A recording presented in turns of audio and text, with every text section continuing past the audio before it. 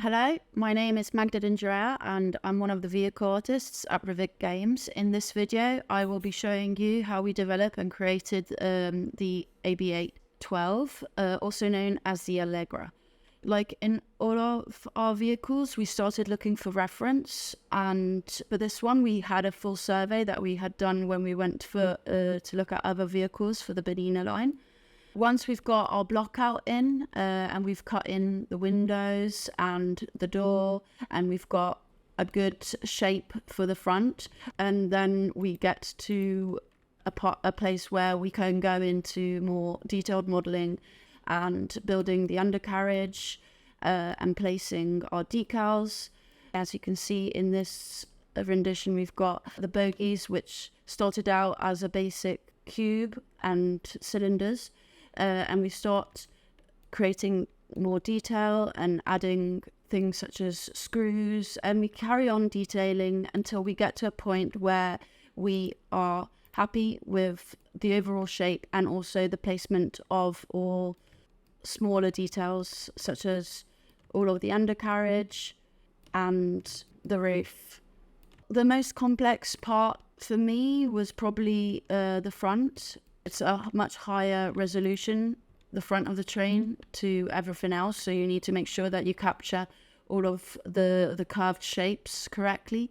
After modelling the driving unit, you then have to focus on building the other units. So this train, as shown in the reference, is composed of 2 driving units and 1 middle coach. This is the EWA, and then the EWB, you just added the extra window and the different panel, and that's how we brought it into substance. For the bake to be successful, you bring off anything that would move so that when it moves in the game you don't see a shadow baked where it's not. So you obviously bring everything that's animated out of place, such as the windscreen wipers, these flaps, the mirrors. We also reduce the size of the windows and doors, because this way you can still maintain a good bake because it's in the right position, the door, but at the same time, when the door moves, you won't see that awful shadow of the door, which wouldn't correspond to reality, because when the door moves, obviously the shadow would have to move. We only do it slightly so it doesn't actually compromise the size of the textures. Like, everything looks like it's been baked together. And to create the second unit, what we've done is obviously you take the end of a train and then you just build from that. We found out quite late in production that the bogies were actually different from the main bogie, which was quite difficult because obviously it means that it needs changing a lot. We managed to overcome that and we got the right bogies in. They're completely different size, as you can see, the wheel size, so obviously that was a bit complicated.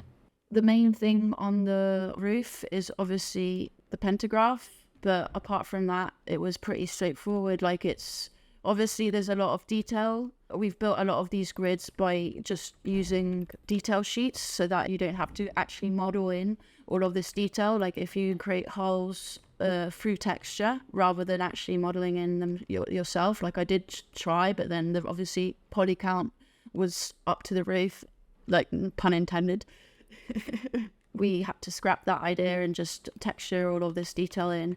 And as you can see, we've got also the panes for our emissives and for our decals and our details. As I was explaining to you, our detail sheet is mainly the roof pieces because we wanted to make sure that we got as much detail in there as possible, and we go and do that into substance, and we just place textures, and it's like the fun part of the project because you can start seeing your train come alive because it actually starts matching up with the reference. This train has 2 different reds, and then we've got the white on the doors and the white strip where the logo goes, and start setting the base colors for the roof and for the undercarriage, and start placing metals and things such as rubber for the windows and the size of the door and the gangway. And then it's fun because you get to give the train a wee bit of dirt. We don't want the dirt to almost distract the player. We want it to just make it look as realistic as possible so that the player has the best experience possible. You get to obviously place dirt on the roof though, which is the funnest part, and as long as it matches with your reference, it's all good. So once we're happy with the textures, we export it all and bring it into Unreal. In Unreal, we do some other stuff because we've got a set up custom textures. You can see that the livery itself looks quite flat here in Substance Painter. And also we don't have numbers in. But once we bring it all up into Unreal, we've got a custom material which then creates this lovely pearly effect, which gives that extra oomph of credibility to the model. And also we bring in numbers. This train is actually quite cool because it's got each driving unit doesn't only have its own number, but it also has a name.